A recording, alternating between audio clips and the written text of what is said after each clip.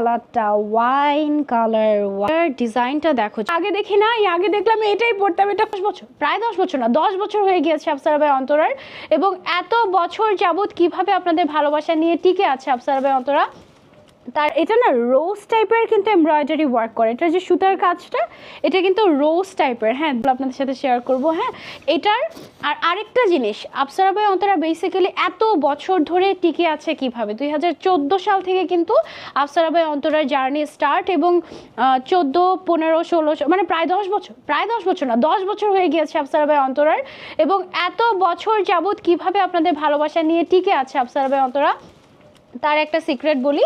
সেটা হচ্ছে সবচেয়ে রিজনেবল প্রাইসে বেস্ট জিনিসটা আফসারা বাই অন্তরা আপনাদেরকে দিবে।